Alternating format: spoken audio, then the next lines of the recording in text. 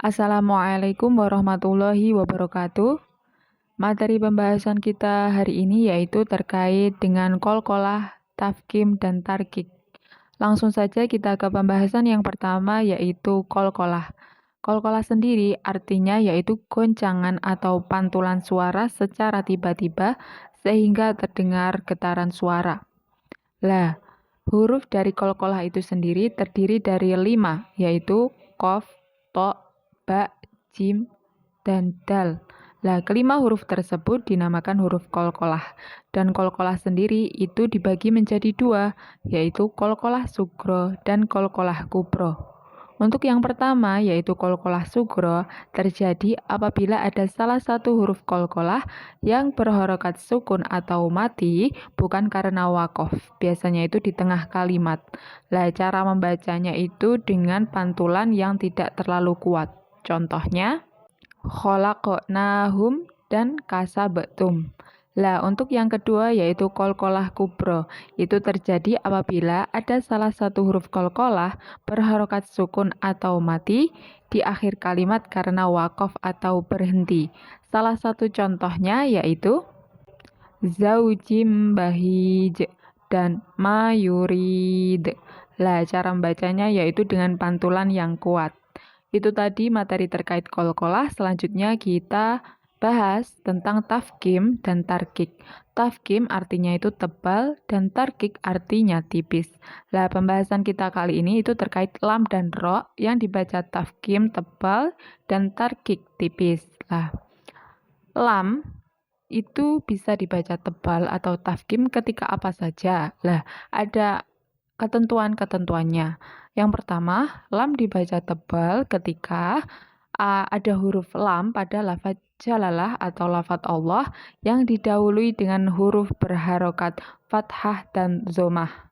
Salah satu contohnya, zahaballahu dan syahidallahu. Nah, kedua itu dibaca dengan tebal atau tafkhim.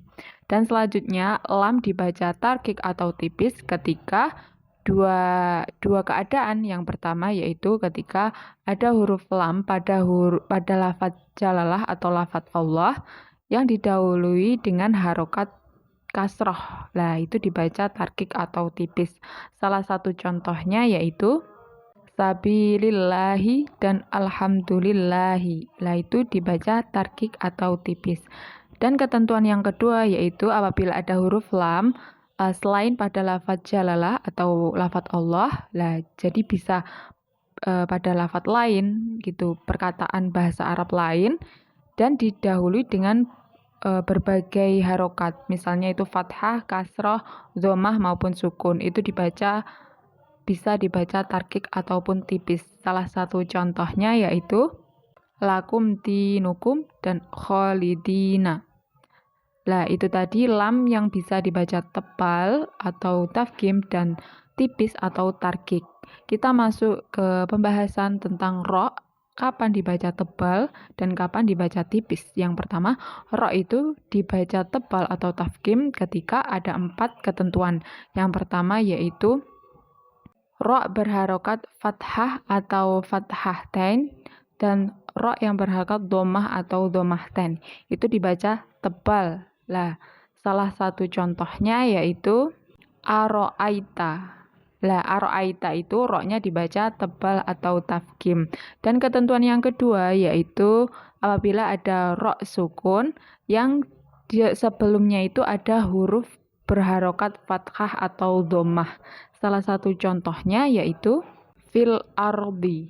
Lah, untuk ketentuan yang ketiga yaitu apabila ada ro sukun yang sebelumnya itu ada huruf berharokat kasroh tetapi kasrohnya itu bukan kasroh asli.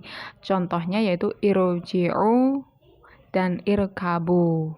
Dan yang terakhir, ro dibaca tebal ketika ro berharokat sukun dan sebelumnya itu ada huruf yang berharokat kasroh asli, tetapi sesudahnya itu ada huruf isti'la yang tidak berharokat kasroh. Itu dibaca tafkhim atau tebal. Dan salah satu contohnya yaitu firqotun. Lah, ro di sini tuh sukunya itu dibaca tebal atau mecucu.